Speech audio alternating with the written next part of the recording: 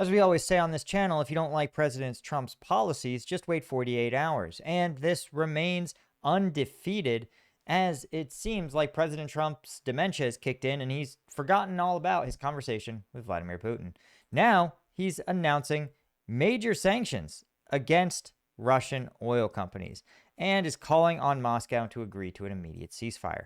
Now, you might recall that literally like 5 days ago, he had a meeting with Zelensky in which he had a meltdown, simply ordered Zelensky to give Putin whatever he was asking for and freeze the lines where they were, which, again, for months, Ukraine has said we would support a freezing of the battle lines and a ceasefire and then pursuing a diplomatic solution, right? The person who has continually refused this is, of course, Russia and Vladimir Putin, because he's in a war of aggression to destroy the Ukrainian state. This has been something that's been clear for literally 3.5 years now. And the fact that the president continually fails to realize it remains kind of astounding. But again, it seems like the most recent person to talk to the president said that, hey, man, Russia can't be trusted and we need to crack down on them. And so President Trump, again, likely forgetting that he loves Vladimir Putin, is now saying that he's going to roll out a major sanctions package against Russian oil companies. Now, what exactly does that mean?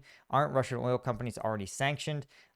There's a lot of questions. And as we've talked about, a statement from the president without accompanying action carries very little weight. And this is barely even a statement. This is him just reposting something that might be a headline. It's very bizarre and a far cry from a real sign of policy change, right? This could, because remember, Russia is masterful at beating sanctions.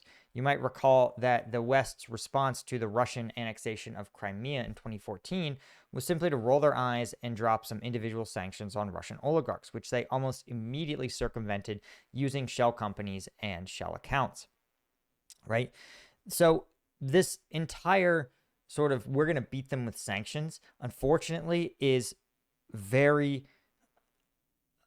naive at this point, because Russia has had 4 years to work tirelessly to build a network of friendly countries, countries either willing to look the other way, friendly countries willing to play games like, for example, netting or cryptocurrency payments or payments in kind, all of these things to ensure that Russia can continue to function despite sanctions, right? Because sanctions, again, you can't sanction a truckload of gold driving across the Russia-China border, right?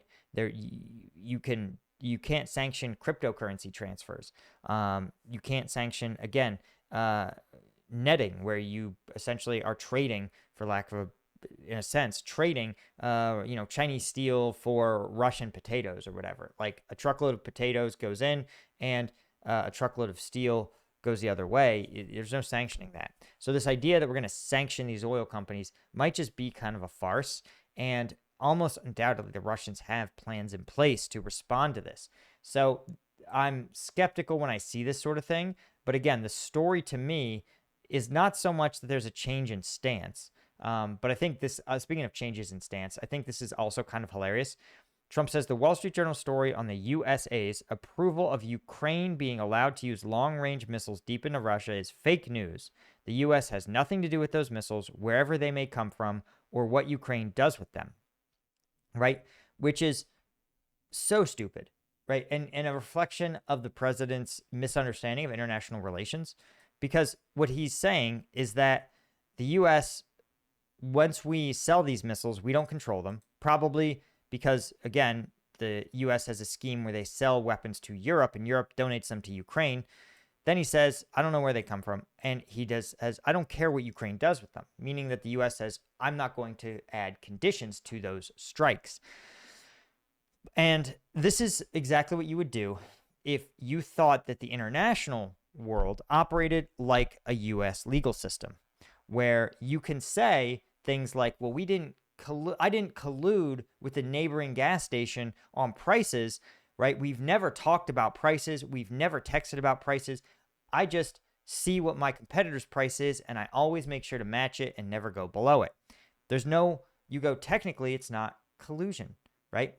Or you simply say, oh, wow, You simply make sure you say within earshot, oh, wow, I'm definitely not going to be bidding on this apartment building. It would be a shame if one of my rivals bid on this one, and then he would leave me to bid on the apartment building 2 blocks to the south. But thankfully, we can't collude to do this. And your rival just hears it, nods, and walks away, right? These sort of games can work inside the US legal system because you have to meet certain thresholds about intent and evidence. But in the international system, there is no court, there is no judge, there are no rules of evidence. And so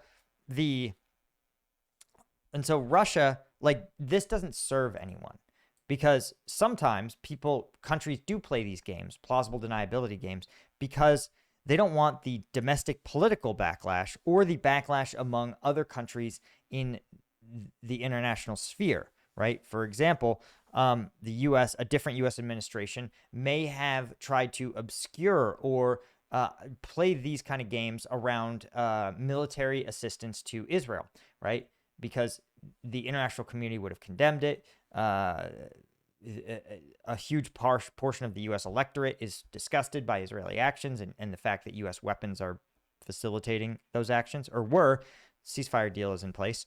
But, right, so you could see a U.S. government saying, well, we donate weapons to the Qataris, and the Qataris may sell them to other countries, but we can't stop that, right? That's the kind of game that you sometimes play.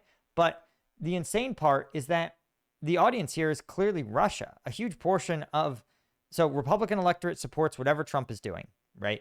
The Republican opinion changes based on whatever Trump's mood is. They support him when he loves Russia, hates Ukraine, loves Ukraine, hates Russia, doesn't want to deal with either of them, wants to facilitate a peace negotiation. They love it. Polling data shows that when his stance changes, the Republicans change in lockstep. And the independents and centrists actually largely support Ukrainian assistance. So it's not for the domestic political electorate. It's not for the international community, because every country that that the U.S. cares about, every industrialized nation we trade with, either supports Ukraine or doesn't really care one way or the other. The only exception probably is China. But here's the thing. If you're Russia or you're China, is this going to fool anyone? Is this really, do you think this is going to fool Vladimir Putin? Do you think this is going to fool Xi Jinping? Of course not. So why not just come out and say it? Why not get the credit for the thing you're already doing, right? So this is, again, I think an example, and to be clear, this may reflect a real change in DoD policy. It may not. This may be more Trump tweety bullshit. It's hard to say. But I think, again, the takeaway should be that this is further evidence of a president who does not seem to be able to process information over time, right? And this is also someone who seems to have a limited understanding of, like, the world of international diplomacy and international communications. Anyway, guys, that's all I had. Become a member at combatvetnews.com and support me in the channel. Link is in the description. Thanks to everybody that does publicly support me: Sergey Zinchenko, Alan Knutson, Alfred Chesky, Paul Wheeler, Michael Clean, Jeff Davies, and all of our lieutenant tier members. I appreciate you guys all, and I'll see you in the next one. Cheers.